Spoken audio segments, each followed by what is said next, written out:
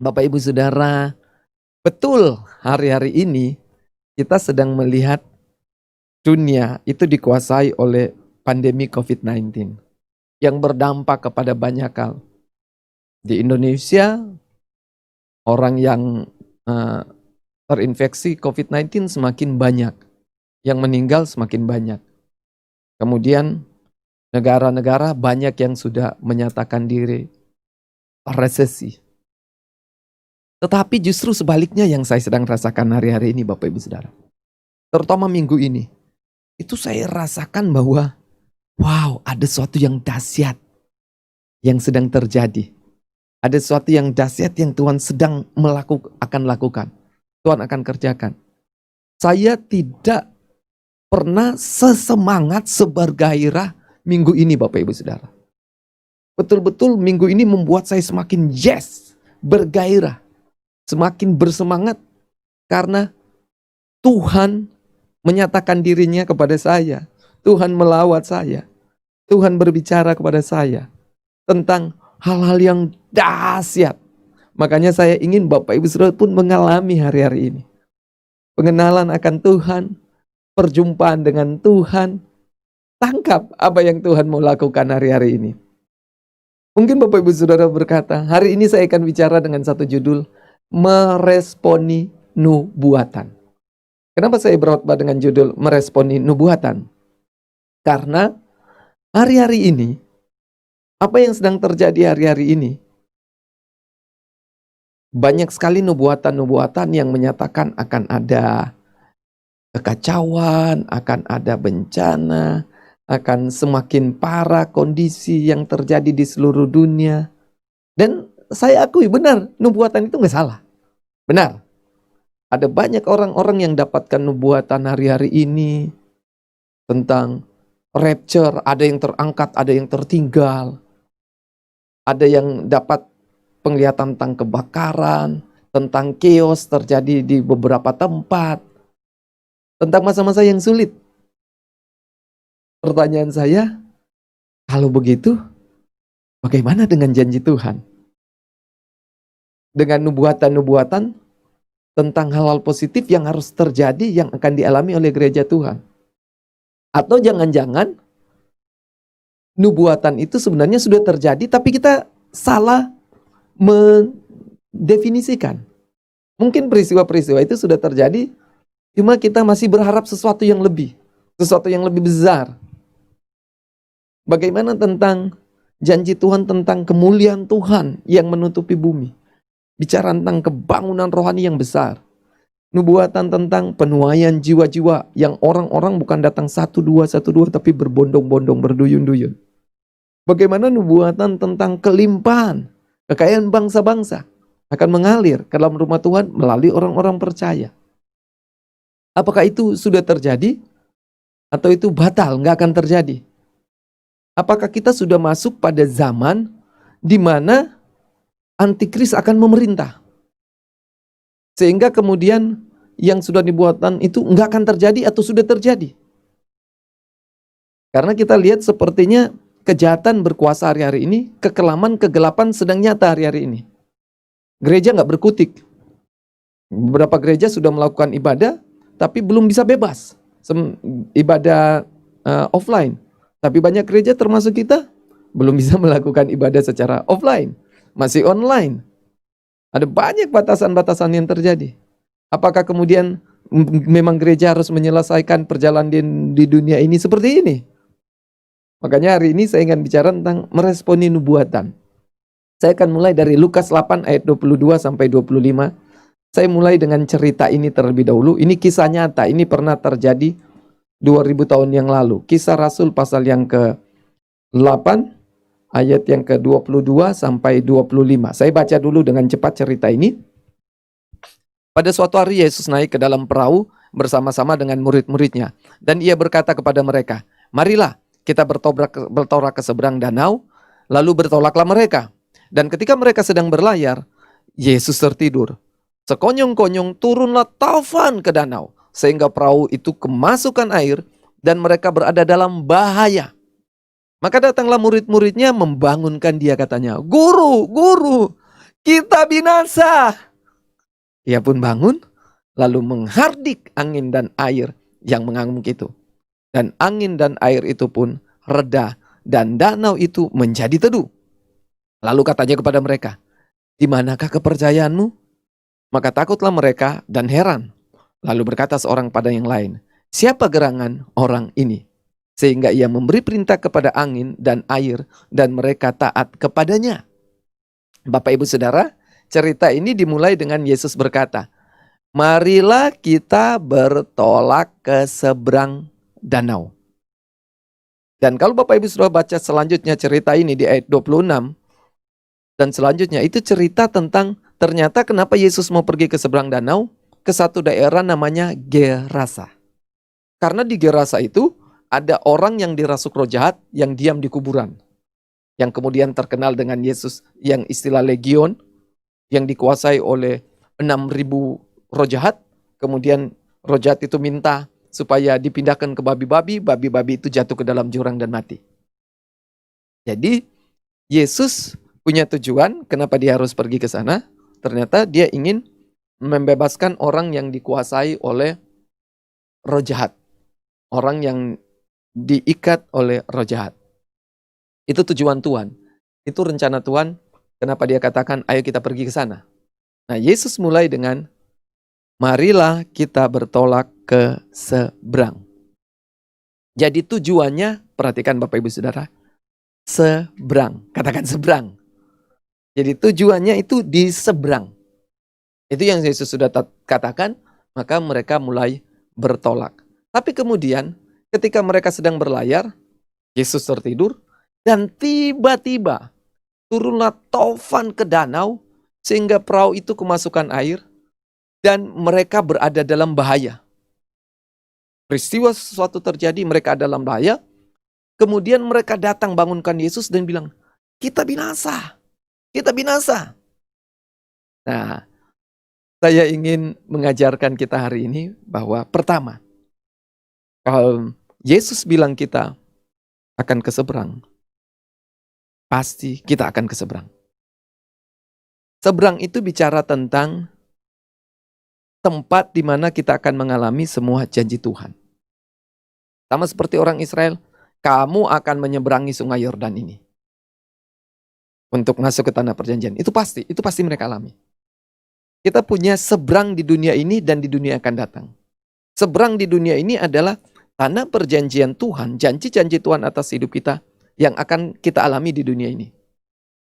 Tapi seberang yang kekal adalah di mana kita akan pergi ke negeri seberang, yaitu Yerusalem baru. Pasti kita akan ke sana. Jadi kalau Yesus berkata itu pasti terjadi.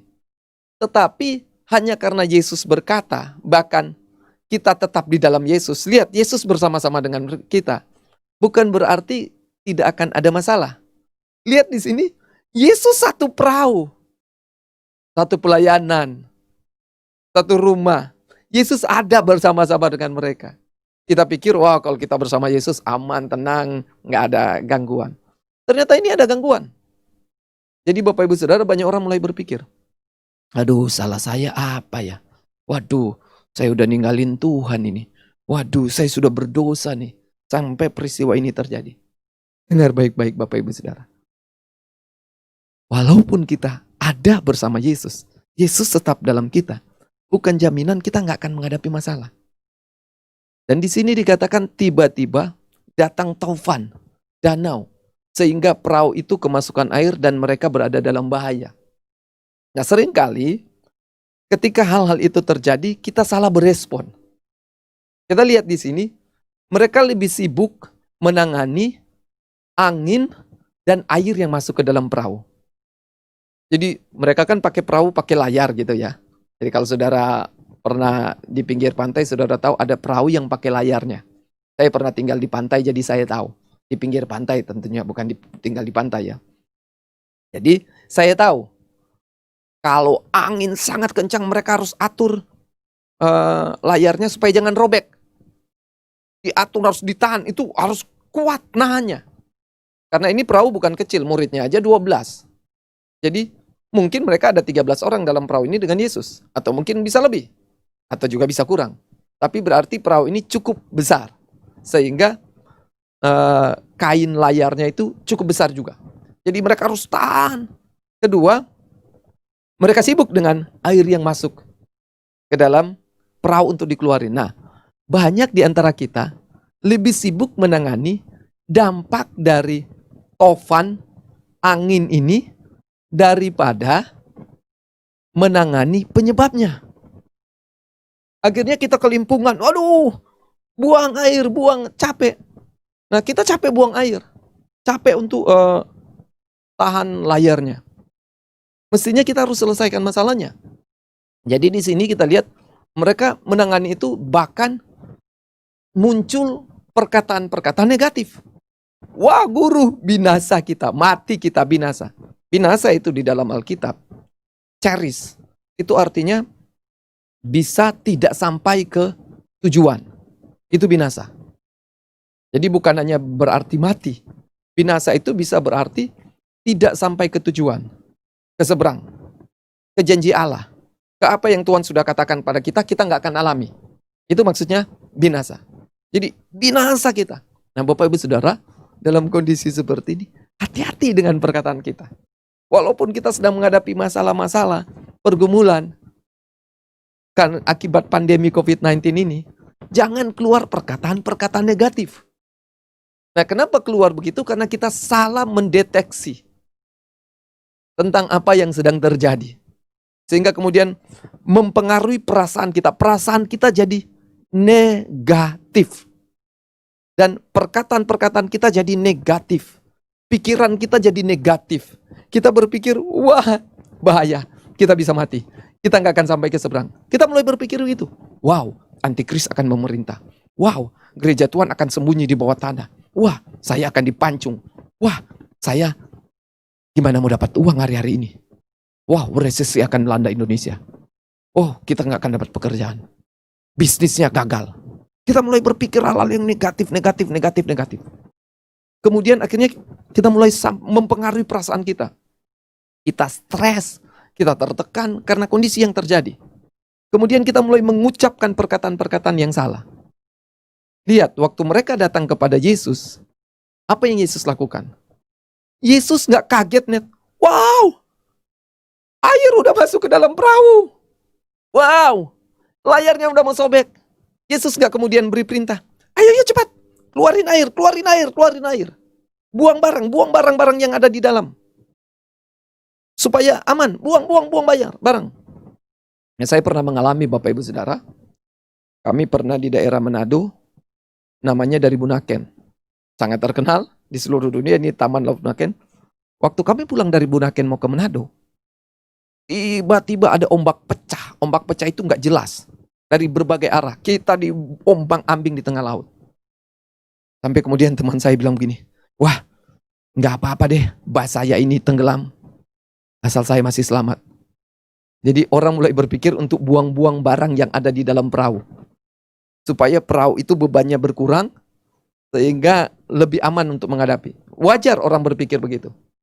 Kita mulai pikir buang sesuatu, buang semua. Nah, ini yang terjadi. Tapi Yesus enggak. Yesus tahu penyebabnya. Apa yang Yesus lakukan? Yesus langsung menghardik angin dan air yang mengamuk itu. Saya mau beritahu, sebenarnya Yesus tidak pernah menghardik alam. Tetapi Yesus menghardik roh jahat, iblis, yang membuat badai, yang membuat gelombang ini. Itu yang Yesus lakukan. Dia langsung pada intinya. Iblis mau menggagalkan Yesus, mau pergi ke seberang, karena dia tahu. 6.000 roh jahat, legion. Yesus akan berhadapan di situ. Iblis tahu bahwa Yesus akan pergi ke situ. Dan iblis coba mencegah di tengah jalan. Supaya nggak terjadi. Nah, saya mau beritahu. Itulah yang terjadi hari-hari ini. Iblis sedang bekerja dengan pandemi COVID-19 ini. Yang berdampak kepada kelaparan, kepada kekeringan, kepada kekurangan. Kering juga sih, kanker, kantong kering Bapak Ibu Saudara. Ketakutan, stres, kematian, banyak hal dampak hari-hari ini. Nah, seringkali orang sibuk dengan pandeminya, mereka lupa penyebabnya. Nah, sama. Banyak hal yang terjadi. Seringkali kita sibuk membereskan dampak dari apa yang terjadi dibanding langsung tengking penyebabnya. Nggak mungkin Yesus tengking alam. Dia yang ciptakan alam, dia yang ciptakan angin, dia yang ciptakan air. Ini sesuatu yang lebih dahsyat sedang bekerja. Ada sesuatu di baliknya, yaitu roh jahat, kuasa gelap. Nah, saya beritahu kepada Bapak Ibu Saudara, apapun yang Bapak Ibu Saudara alami dalam hidup, dalam keluarga, dalam pekerjaan, dalam bisnis, jangan salah mendeteksi. Jadi jangan kita hanya sibuk menangani dampak yang diakibatkan oleh masalah itu. Bukan langsung penyebabnya. Penyebabnya apa? Roh jahat, iblis. Serang, lawan. Kita punya kuasa untuk melawan. Di dalam kitab Lukas, kita punya kuasa untuk melawan. Nanti satu waktu saya sampaikan ini. Dalam kitab Lukas itu disampaikan kita diberi kuasa untuk melawan kekuatan-kekuatan musuh. Bukan cuma melawan, tapi kemudian kita harus menghancurkan, menahan. Dalam Lukas 10 ayat 19. Sesungguhnya aku telah memberikan kuasa kepada kamu untuk menginjak ular dan kalajengking, dan kuasa untuk menahan kekuatan musuh. Lihat, sehingga tidak ada yang akan membahayakan kamu. Jadi kita diberi kuasa itu. Kuasa menginjak ular kalajengking itu gambaran roh jahat, kuasa gelap, iblis. Menahan kekuatan musuh dalam bahasa asli dan bahasa Inggrisnya against. Jadi melawan, bukan cuma menahan. Melawan sehingga tidak ada yang akan membahayakan kamu. Suatu saat saya bahas lebih jelas lagi hal ini. Jadi tidak ada yang membahayakan. Di sini dibilang, waduh, binasa kita. Kami dalam keadaan bahaya. Mereka bilang, mereka berada dalam keadaan bahaya. Nah, Bapak Ibu Saudara, kalau ada yang membahayakan hidupmu, keluargamu, pelayananmu, kerohanianmu, lawan. Jangan sibuk untuk hanya waduh dampaknya. Lawan kekuatan-kekuatan musuh ini. Jangan biarkan dia terus bekerja. Kemudian kita lihat, Yesus bilang, lalu katanya kepada mereka, di manakah kepercayaanmu? Jadi, apa yang digoyahkan oleh serangan iblis ini? Kepercayaan kita. Keyakinan kita. Akhirnya kita digoyang. Itulah kerja iblis, mencuri, membunuh, membinasakan. Jadi dia mulai mencuri keyakinan kita, iman kita. Dia mulai bunuh iman sampai akhirnya iman kita dimatikan, akhirnya kita binasa. Jadi dengan apa yang terjadi di seluruh dunia, dengan pandemi COVID-19 ini, dengar baik-baik. Jangan fokus kepada pandemi COVID-19, kepada kuasa gelap. Lawan. Ini tipu muslihat iblis. Jadi akhirnya seringkali tanpa sadar, kita sudah ditipu iblis. Kemudian kita mulai salahin pemerintah. Kemudian kita mulai salahin menteri kesehatan. Kemudian kita mulai salahin, memang mungkin yang terjadi di Indonesia hari-hari ini, bisa saja ada yang korupsi. Bisa saja ada yang bisa saja dengan peristiwa ini, saya nggak tahu ya. Supaya apa?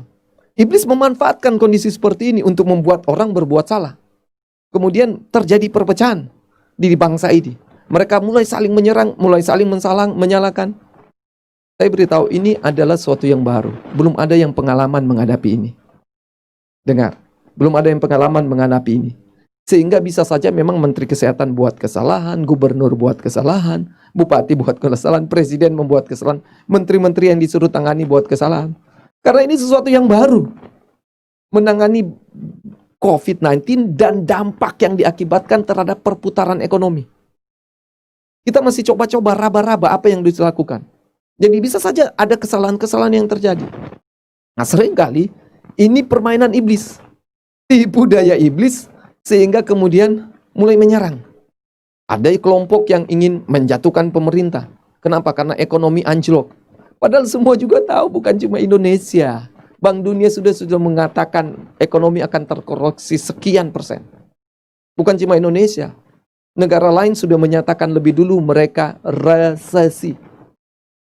Tapi inilah yang dipakai iblis. Dia coba untuk menipu daya kita. Nah, hati-hati Bapak Ibu Saudara. Keluarga-keluarga mulai pecah hari-hari ini. Kenapa? Karena mungkin suami nggak dapat pekerjaan, kehilangan pekerjaan, stres di rumah. Akhirnya tanpa sadar kita sedang menyerang, suami istri saling menyerang. Orang tua anak saling menyerang. Orang tua marah-marahin anak karena belajar di rumah nggak beres. Jadi akibat pandemi COVID-19, orang tua harus menolong anak-anak. Kemudian orang tua punya keterbatasan untuk mengajar anak-anak. Anak-anak punya keterbatasan juga untuk belajar. Akhirnya saling marah-marahin. Papa dan anak, mama dan anak. Terjadi perpecahan di keluarga. Suami istri terjadi saling marah-marah. Terjadi perpecahan. Hati-hati. Itu tipu muslihat iblis yang diakibatkan oleh yang menyebabkan pandemi COVID. Jadi dia bekerja dengan cara begini. Kita jangan serang pemerintah. Doakan pemerintah kita. Tapi kalau ada kesalahan-kesalahan, Pastor, ya iya. Memang siapa yang tahu ini pandemi COVID-19 cara menanganinya? Belum ada yang pengalaman. Vaksin aja masih sementara dalam proses sampai hari ini. Negara besar sampai kayak Amerika, kayak Rusia, China sendiri harus keteteran, kewalahan. Apalagi Indonesia yang teknologi dan banyak hal yang masih terbatas.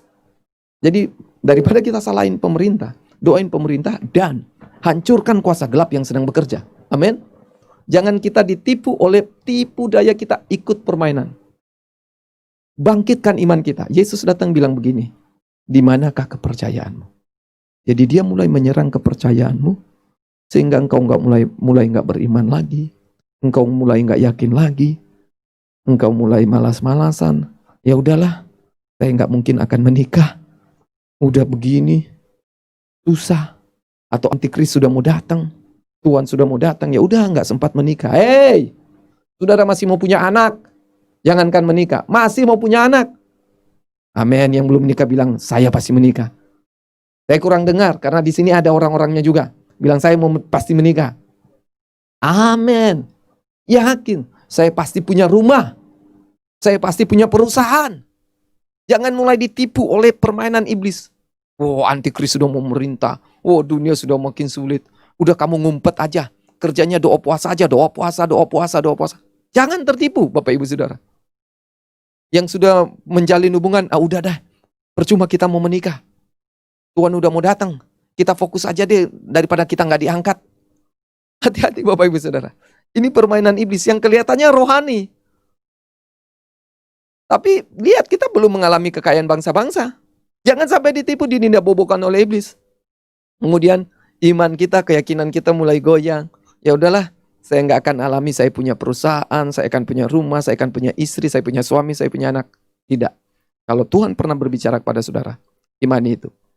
Nah karena itu, bagaimana kita meresponi nubuatan? Kita lihat cerita di 2 Raja-Raja pasal 20 ayat 1. 2 Raja-Raja ada beberapa ayat sampai ayat 6 kita akan baca, tapi saya mulai dengan 2 Raja-Raja 20 ayat 1 dulu. Pada hari-hari itu Hizkia jatuh sakit dan hampir mati. Lalu datanglah Nabi Yesaya bin Amos dan berkata kepadanya, beginilah firman Tuhan. Ini saudara Nabi Yesaya. Nggak main-main. Pasti benar. Yesaya. Dia berkata, beginilah firman Tuhan. Jadi Nabi Yesaya yang tulis kitab Yesaya juga. Sampaikanlah pesan terakhir kepada keluargamu. Sebab engkau akan mati dan tidak akan sembuh lagi.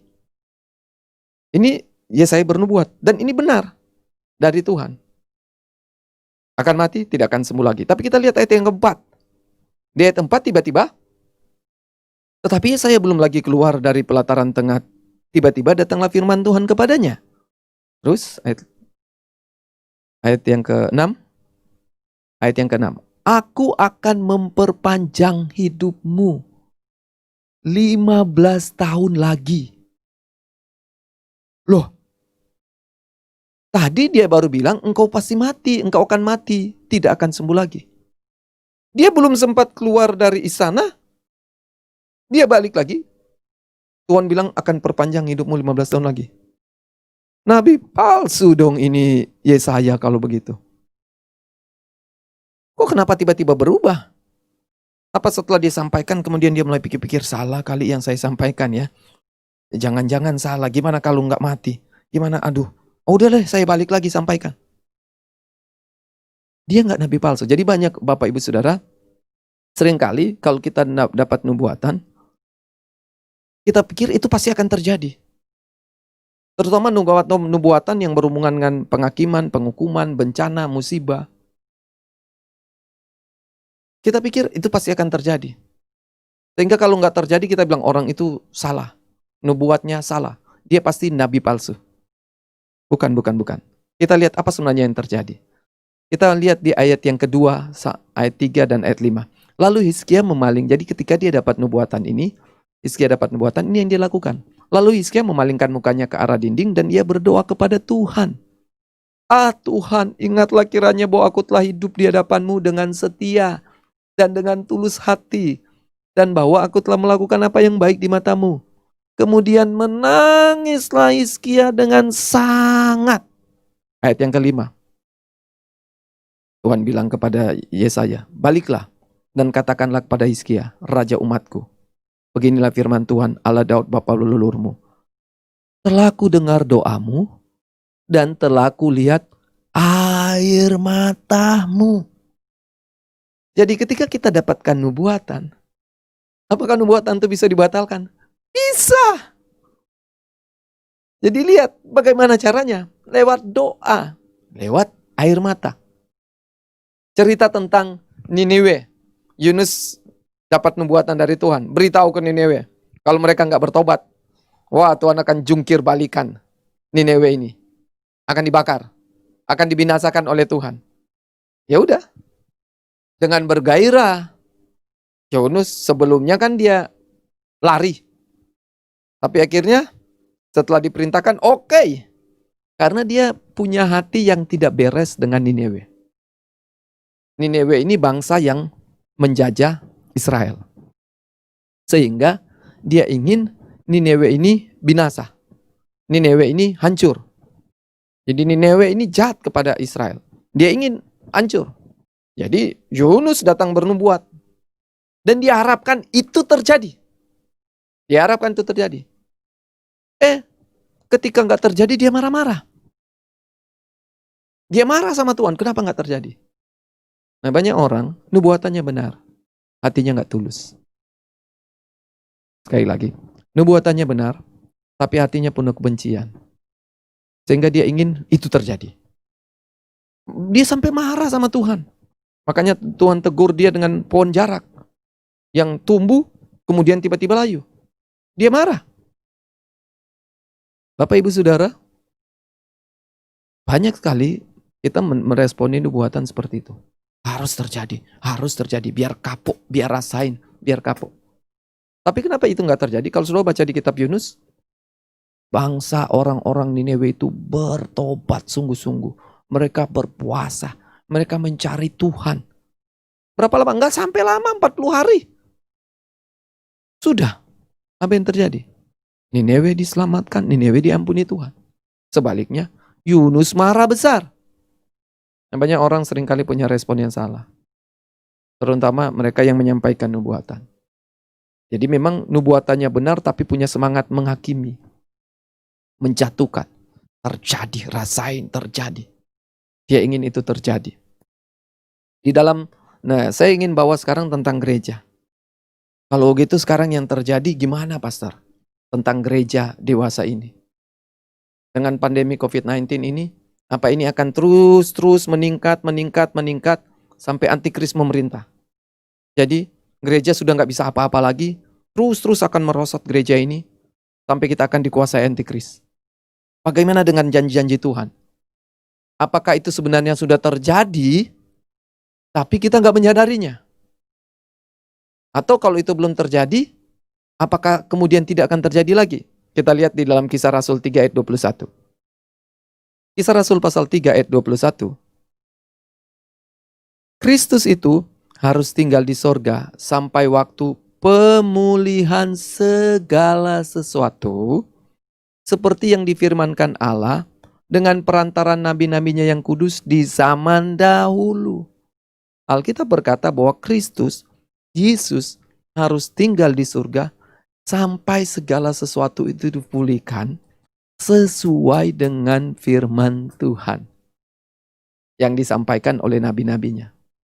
Baru kemudian dia datang. Nah, apakah dengan pandemi ini masih terus akan berlaku? Akan tetap digenapi? Saya percaya. Satu contoh saja, Alkitab Nabi Yesaya 60 ayat 1-5. Nubuatan tentang apa yang harus terjadi di bumi ini. Yesaya 60 ayat 1-5. Bangkitlah, menjadi teranglah, sebab terangmu datang, dan kemuliaan Tuhan terbit atasmu. Ayat 2. Sebab sesungguhnya kegelapan menutupi bumi. Alkitab sudah bilang kegelapan akan menutupi bumi. Dan kekelaman menutupi bangsa-bangsa. Kekelaman. Kegelapan itu kematian, sesuatu yang serem ya. Seperti hari-hari. Bahkan akan ada sesuatu yang lebih gawat, yang lebih parah akan terjadi. Itu pasti akan terjadi nanti. Alkitab berkata akan menutupi bangsa-bangsa. Tetapi terang Tuhan terang Tuhan terbit atasmu, dan kemuliaannya menjadi nyata atasmu. Jadi dengar baik-baik. Di tengah kegelapan dan kekelaman yang terjadi hari-hari ini, Alkitab bilang, terang Tuhan dan kemuliaan Tuhan itu akan terbit. Apakah itu pasti? Pasti. Jadi saya bicara tentang kemuliaan Tuhan. Akan menutupi bumi seperti air menutupi lautan. Ini bicara tentang kebangunan rohani yang besar. Apakah ini akan terjadi? Saya yakin karena ini firman Tuhan. Jadi kalau orang bilang, kayaknya sudah terjadi. Menurut saya belum terjadi. Karena ini bicara tentang kemuliaan yang menutupi seluruh bumi seperti air menutupi lautan. Nah, menurut saya kebangunan rohani memang sudah banyak terjadi. Tapi belum persis seperti yang dinubuatkan ini. Kemudian ayat 3. Bangsa-bangsa berduyun-duyun datang kepada terangmu, dan raja-raja kepada cahaya yang terbit bagimu. Angkatlah mukamu dan lihatlah ke sekeliling, mereka semua datang berhimpun kepadamu. Anak-anakmu laki-laki datang dari jauh, dan anak-anak perempuan digendong. Sudah lihat? Jadi Alkitab bicara di ayat 3 dan 4, penuaian yang bukan 1-2. Orang datang berduyun-duyun. Ya. Sudah bisa bayangkan kalau berduyun-duyun. Sekarang gimana bisa berduyun-duyun? Kita disuruh jaga jarak. Halo? Tapi ini berduyun-duyun dong. Apakah firman Tuhan memprediksi salah? Nubuatnya salah? Atau memang gak akan terjadi? Tidak. Saya beritahu kalau Tuhan sudah menyatakannya, itu pasti akan terjadi. Jadi yang kedua akan ada penuaian jiwa-jiwa besar-besaran. Yang ketiga, ayat 5, kita lihat. Pada waktu itu engkau akan heran melihat dan berseri-seri. Engkau akan lihat heran, berseri-seri, tercengang, dan akan berbesar hati. Jadi gereja gak akan mengakhiri pertandingan di dunia ini dalam keadaan berkecil hati, kecewa, terpukul. Ini dibilang berseri-seri, berbesar hati, terkaget-kaget, heran, tercengang-cengang di sini bilang. Heran, tercengang. Sudah heran, tercengang. Jadi, wow, kok bisa ya? Wow. Kira-kira begitu. Kenapa? Sebab kelimpahan dari seberang laut akan beralih kepadamu. Terus ayat 5. Kelimpahan dari seberang laut akan beralih kepadamu. Lihat. Dan kekayaan bangsa-bangsa akan datang kepadamu. Ini firman Tuhan. Tentang kemakmuran, tentang kelimpahan. Ini Tuhan yang bilang. Ini bicara kekayaan Bapak Ibu Saudara. Bukan rohani, materi. Saya bilang ini jangan dirohanikan. Rohani sudah tadi. Kemuliaan Tuhan. Itu rohani. Ini bicara tentang kekayaan bangsa-bangsa. Ini bicara tentang materi, harta. Itu akan datang ke dalam gereja Tuhan. Nah, apakah dia tiba-tiba nomplok di gereja Tuhan? Tidak. Melalui orang-orang percaya. Jadi saya beritahu kepada semua yang nonton acara ini, kepada Jemaat Hope juga. Wow, Anda akan berkelimpahan. Punya rumah sendiri. Punya usaha sendiri, punya bisnis sendiri. Percaya. Jangan fokus kepada gelombang dan badai yang terjadi. Jangan fokus kepada air yang masuk ke dalam perahu. Jangan fokus kepada pandemi COVID-19 ini. Fokus kepada perkataan Tuhan. Yesus datang dan Yesus tanya, di mana kepercayaanmu? Sama hari ini Yesus bilang, hei Jemaat Hope, hei setiap Bapak Ibu Saudara yang menyaksikan acara ini, di mana kepercayaanmu? Apakah pandemi COVID-19 ini yang melanda seluruh bumi menghilangkan kepercayaanmu terhadap janji Tuhan? Yesus bilang, kita bertolak ke seberang. Pasti kita akan sampai ke seberang. Yang setuju katakan amin. Saya semakin bergairah untuk menyampaikan ini. Karena kita pasti akan sampai ke seberang. Nah kalau begitu, apa yang mesti kita lihat, lakukan? Kalau kita dapat nubuatan seperti ini. Yeskel 36 ayat 37. Jadi kalau kita dapat nubuatan, jangan nerima aja ya sudah. Pokoknya itu pasti terjadi. Tenang aja. Kalau sudah firman Tuhan pasti terjadi. Kalau Tuhan sudah nubuatkan pasti terjadi. Tunggu dulu. Ayat 37. Di ayat sebelumnya nubuatan tentang pembaruan Israel. Tentang apa yang akan terjadi untuk orang Israel. Di ayat-ayat sebelumnya di pasal 36 ini. Nah di ayat 37 Tuhan tutup nubuatan-nubuatannya, janji Tuhan untuk Israel dengan perkataan ini. Beginilah firman Tuhan Allah. Dalam hal ini juga, jadi Tuhan sudah berjanji kepada mereka, tetapi juga dalam hal ini juga, aku menginginkan supaya kaum Israel meminta daripadaku apa yang hendak kulakukan bagi mereka, yaitu membuat mereka banyak seperti lautan manusia. Jadi Tuhan sudah hendak melakukan, itu kehendak Tuhan. Itu janji Tuhan, aku akan melakukan pada mereka, salah satunya membuat mereka banyak seperti lautan manusia. Itu akan aku lakukan. Tetapi sebelum itu juga terjadi, apa yang sudah aku nubuatkan, dalam hal ini juga aku menginginkan supaya kaum Israel meminta daripadaku. Apa yang kita pelajari di sini? Belajar kalau Tuhan janji bahwa engkau akan menikah. Apakah sejak dari perjanjian Tuhan kasih nubuatan janji, sudah dapat firman Tuhan akan menikah dan sudah terus berdoa itu? Atau sudah berhenti berdoa? Atau nggak pernah berdoa? Ya kalau Tuhan sudah firmankan itu pasti terjadi. Tidak Bapak Ibu Saudara. Itu nggak akan otomatis terjadi. Harus ada kerjasama dari kita. Kenapa? Karena ada penguasa udara di langit tingkat kedua yang menahan jawaban doa itu. Ada kuasa jahat sama seperti Daniel, dia harus doa puasa 21 hari. Padahal sejak hari pertama waktu dia berkeinginan untuk dapat pengertian, Tuhan langsung dengar dan kirim lewat malaikat Gabriel. Tapi kemudian ada penguasa kerajaan Persia, itu bicara tentang orang kuat. Kerajaan kegelapan menahan. Sampai malaikat Mikael, panglima perang harus turun datang membantu. Jadi Bapak Ibu Saudara, jawaban-jawaban doa itu sudah diberi. Saya beritahu, pasangan hidup itu sudah ada, Tuhan sudah kirim. Tapi dicegat di tengah jalan oleh roh jahat. Halo? Berkatmu, karirmu, promosimu, bisnismu, rumahmu sudah ada sejak dari pertama sudah berdoa. Tapi itu ditahan oleh roh jahat.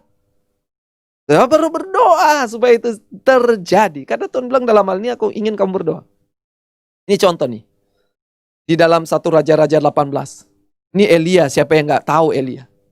Satu di antara dua orang yang diangkat ke surga hidup-hidup. Henok, Elia. Tapi Henok gak diceritakan dengan jelas bagaimana dia diangkat. Elia itu diceritakan dengan sangat jelas, sangat fenomenal. Dia terangkat dengan kereta berapi. Wow, luar biasa. Nah, kita lihat Elia ini. Pasal 1. Pasal 18 ayat 1. Dan sesudah beberapa lama, datanglah firman Tuhan kepada Elia dalam tahun yang ketiga. Pergilah, perlihatkanlah dirimu kepada Ahab, sebab aku hendak memberi hujan ke atas muka bumi. Jadi Bapak Ibu Saudara tahu ya, pada tahun ketiga, 3 tahun mereka kering. Setelah itu, Tuhan bilang, Elia, ketemu dengan Ahab. Aku akan memberi, lihat, aku hendak memberi hujan ke atas muka bumi. Jadi sebelumnya Elia berdoa hujan gak turun, sekarang Tuhan bilang, sekarang hujan akan turun. Nah kita lihat prosesnya, langsung lompat ke ayat 41.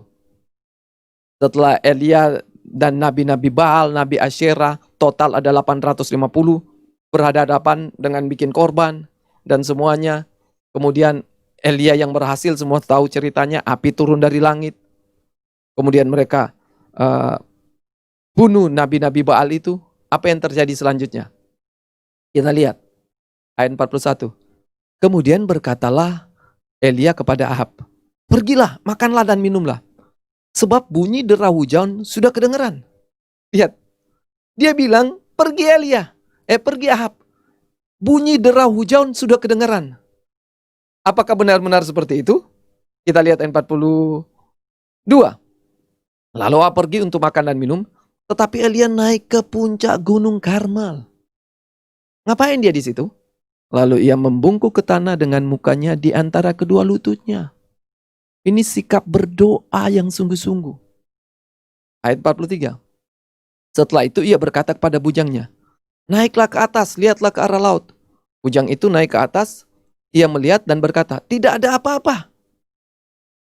Kata Elia, pergilah sekali lagi, demikianlah sampai 7 kali. Bayangkan, jadi waktu Elia bilang begini kepada Ahab, ayo cepat. Saya udah dengar suara hujan. Itu belum ada sebenarnya. Itu apa? Perkataan iman. Perkatakan iman. Jangan perkatakan bahaya kita, binasa kita. Wah, kita nggak akan alami ini. Jangan. Perkatakan iman. Jadi ternyata belum ada sama sekali. Tapi dia iman karena Tuhan sudah katakan. Dan apa yang terjadi? Sampai 7 kali. Terus 44. Pada ke-7 kalinya berkatalah bujang itu. Ini sudah ke-7 kali loh. Bukan baru pertama kali. Sudah ke-7 kali. Wah, awan kecil sebesar telapak tangan. Sudah ke-7 kali berdoa. Baru awan kecil. Padahal sudah 7 kali berdoa. Kenapa 7 kali berdoa?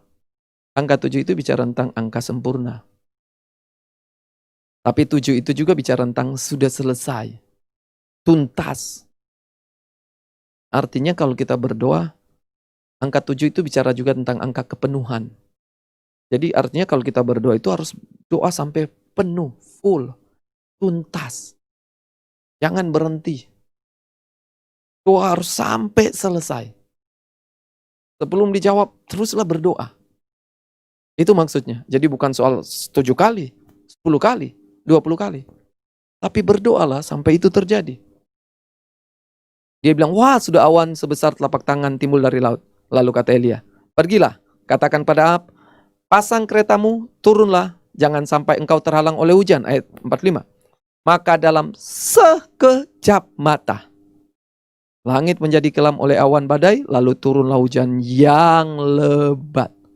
Sekejap mata, hujan lebat itu turun. Jadi Bapak Ibu Saudara, sama seperti masalah bisa datang sekejap mata. Sekonyong-konyong, dia datang. Nggak ada yang tahu tiba-tiba pandemi COVID-19 datang tiba-tiba. Sama, jawaban doa itu juga akan datang tiba-tiba. Pertanyaannya adalah, apakah Tuhan mendapati masih ada iman di muka bumi ini? Apakah Tuhan mendapati engkau masih terus berdoa? Jangan-jangan jawaban sudah dikirim, receivernya udah nggak ada di tempatnya. Dia udah pergi. Dia udah nggak berdoa. Dia nggak terima jawaban doa. Halo. Jadi jangan-jangan jawaban doa sudah, ya udah saya pindahin ke orang lain deh. Ya orang lain yang dapat. Kita hanya ikut mata, ya. Jadi mari Bapak Ibu Saudara, teruslah berdoa sampai kapan? Sampai itu terjadi. Push. Pray until something happen. Berdoalah sampai sesuatu itu betul terjadi. Bukan soal 7 kali. Tapi angka 7 ini mewakili tentang berdoa sampai tuntas. Berdoa sampai selesai. Sampai apa yang Tuhan katakan itu digenapi. Saya tutup dengan 2 Tawarik 7 ayat 13 sampai 14. Bahkan Bapak Ibu Saudara, ini dari Tuhan sendiri loh. Bukan pekerjaan iblis. Ini dari Tuhan sendiri, nubuatan dari Tuhan sendiri. Sedang terjadi. Lihat. Bila mana aku menutup langit, ini Tuhan yang buat loh. Sehingga tidak ada hujan. Dan bila mana aku menyuruh belalang memakan habis hasil bumi. Dan bila mana aku melepaskan penyakit sampar di antara umatku. Ini Tuhan yang buat loh. Tapi kemudian umatku yang atasnya namaku disebut merendahkan diri pertama, berdoa kedua, mencari wajahku ketiga, berbalik dari jalan yang jahat keempat. Apa yang terjadi? Maka aku akan mendengar dari sorga. Tuhan akan dengar. Dan mengampuni dosa mereka. Tuhan akan ampuni. Dan yang luar biasa. Ketiga. Serta memulihkan negeri mereka. Yang Tuhan sudah tetapkan sekalipun, kalau kita berdoa, itu bisa diubah oleh Tuhan. Apalagi cuma pekerjaan iblis. Saya bilang pandemi ini adalah pekerjaan iblis. Resesi ini adalah pekerjaan iblis. Banyak orang berpikir bahwa ini sudah waktunya, Tuhan sudah mau datang. Bedain Bapak Ibu Saudara, ini menurut saya belum kronos. Belum kronosnya antikris. Belum waktunya antikris. Ini adalah waktunya gereja Tuhan. Persis seperti Yesaya 60. Kegelapan, kekelaman. Nah, ini kronos untuk kemuliaan Tuhan memenuhi bumi. Ini kronos untuk kita melihat kebangunan rohani akan terjadi. Ini kronos untuk kita melihat penuaian jiwa-jiwa akan terjadi. Ini kronos untuk kita melihat kekayaan bangsa-bangsa mengalir dalam nama Tuhan. Makanya saya beritahu kok tadi kepada Bapak Ibu Saudara di awal, saya tidak pernah berada dalam satu perasaan seperti minggu ini. Perasaan yang luar biasa. Kenapa? Sangat exciting, sangat bergairah, sangat bergembira, sangat bersukacita. Padahal ancaman pandemi COVID-19. Padahal kita belum bisa bergereja. Kenapa saya bisa sangat bersukacita? Karena Tuhan bukakan bahwa, Maxon, ini waktunya kebangunan rohani. Ini waktunya kamu melihat kemuliaan Tuhan yang dahsyat. Ini waktunya kamu melihat penuaian jiwa-jiwa. Ini waktunya kamu melihat kekayaan bangsa-bangsa. Ini waktunya kamu melihat kamu akan pergi ke seberang. Tapi hardik badai itu. Hardik roh jahat itu. Hardik kuasa gelap itu. Hardik tipu muslihat iblis itu. Hardik semua pekerjaan-pekerjaannya. Semua rencana jahat iblis yang menghalangi janji Tuhan. Dan deklarkan nubuatan. Deklarkan firman Tuhan. Deklarkan perkataan-perkataan Tuhan. Perkatakan apa yang harus terjadi. Ucapkan seperti Elia. Walaupun engkau belum merasakan, belum melihat, katakan, hujan. Saya sudah mendengar suara hujan. Saya sudah mendengar deru hujan. Saya sudah mendengar tangisan jiwa-jiwa. Saya sudah mendengar jemaat-jemaat yang diberkati. Kesaksian-kesaksian jemaat yang diberkati. Saya sudah mendengar orang-orang yang akan berkata, Pastor, BPN saya, Pastor. Pastor, saya akan menikah bulan sekian, Pastor. Saya sudah mendengar orang-orang yang berkata, Pastor, tolong datang doakan rumah baru saya. Saya sudah mendengar orang-orang yang berkata, Pastor, tolong datang doakan perusahaan baru saya. Doakan bisnis baru saya. Itu yang akan Bapak Ibu Saudara alami. Itu yang akan kita alami. Secara hope. Kita pergi ke kota-kota bangsa-bangsa. Kapan? Ini sekarang. Ini waktunya. GKRI Hope juga akan mengalami semua janji Tuhan. 20 tahun, sebenarnya lebih. 24 tahun.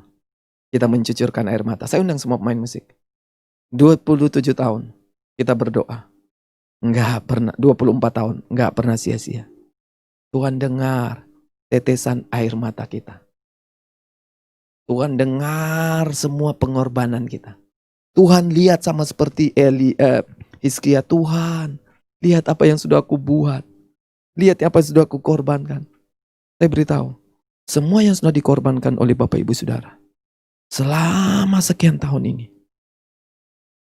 Baik itu uang, perasaan, tenaga, waktu, harta, hikmat, kecerdasan, bakat, talenta. Semua yang sudah dikorbankan oleh Bapak Ibu Saudara. Itu gak akan pernah hilang. Mari kita angkat pujian ini. Tunggu tak pernah hilang. Selama Bapak Ibu Saudara masih ada di tracknya, tetap di dalam perahu itu, untuk pergi ke seberang, maka Bapak Ibu Saudara akan alami apa yang Tuhan sudah janjikan. Selama Bapak Ibu Saudara tidak keluar dari track yang Tuhan tetapkan, selama Bapak Ibu Saudara tidak keluar dari panggilan dan rencana Tuhan, maka yang Tuhan janjikan itu pasti terjadi. Itu yang saya alami hari-hari ini. Itu yang saya rasakan hari-hari ini. Bahwa apa yang Tuhan sudah firmankan untuk GKRI Hope, itu akan terjadi. Untuk saya, pelayanan saya, untuk keluarga saya, itu pasti akan terjadi. Untuk gereja-gereja Tuhan di seluruh dunia, itu pasti akan terjadi. Untuk bangsa-bangsa, itu pasti terjadi. Yesaya 2 itu akan digenapi. Gereja akan berdiri tegak di puncak-puncak bukit. Di hulu gunung-gunung gereja Tuhan akan berdiri tegak. Gereja nggak ngumpet Bapak Ibu Saudara. Gereja nggak sembunyi. Gereja akan menyatakan terang Tuhan. Orang-orang berkata, mari kita naik ke rumah Allah Yakub. Mari kita datang ke gereja. Kita datang ke rumah Tuhan. Karena di sana Tuhan akan mengajarkan kita. Pengajaran-pengajarannya, jalan-jalannya. Saya percaya tentang supranatural, tentang mujizat, tentang kesembuhan, tentang tanda-tanda heran, itu akan terjadi